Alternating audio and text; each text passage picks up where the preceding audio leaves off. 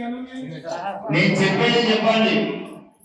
క్షేమ ఆయు ఆరోగ్య ఐశ్వర్య అభివృద్ధ్యర్థం ధర్మ అర్థ కామ మోక్ష చతుర్విధ సంతత మనోరథ సిద్ధ్యర్థం శుభ కటాక్ష సిద్ధ్యర్థం ఆయు ఆరోగ్య ఐశ్వర్య సౌభాగ్య సిద్ధ్యర్థం అస్మాకం కటాక్ష సిద్ధ్య కుంకుమార్చనం పవిత్రంగా జరుగుతున్నాయి.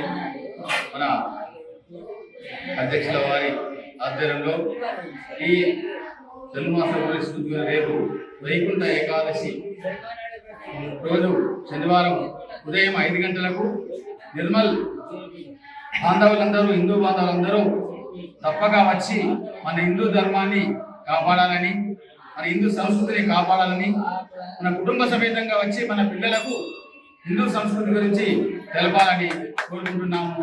జై శ్రీమన్నారాయణ, నమో వెంకటేశ.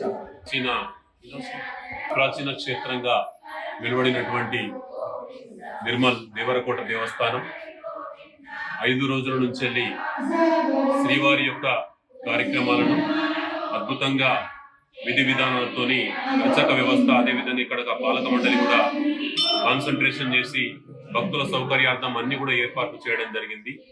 భక్తులకు ఒక విజ్ఞప్తి, దయచేసి ఈరోజు నిర్మల్ పట్టణం లోపల 1,50,000 2 లక్షల మంది నిర్మల్లో నివసిస్తున్నారు.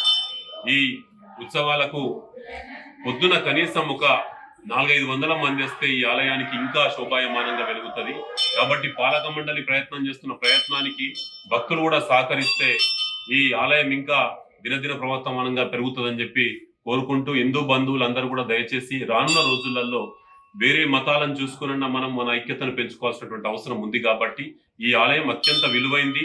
ఎలాంటి కార్యక్రమాలు చేయాలనుకున్నా కూడా ఈ క్షేత్రము ఒక వేదికగా ఉంటది. కాబట్టి ధార్మిక కార్యక్రమాలు ఏం చేసినా కూడా దీన్ని పాయింట్ గా తీసుకొని హిందూ బంధువులు చేసుకొని ఈ ఆలయానికి, ఇక్కడ ఉన్నటువంటి అర్చక బృందానికి, పాలక మండలికి మంచి పేరు తీసుకురావాలని చెప్పి మీ ద్వారా భక్తులకు కోరుతున్నాం. జై శ్రీమన్నారాయణ. జై శ్రీమన్నారాయణ.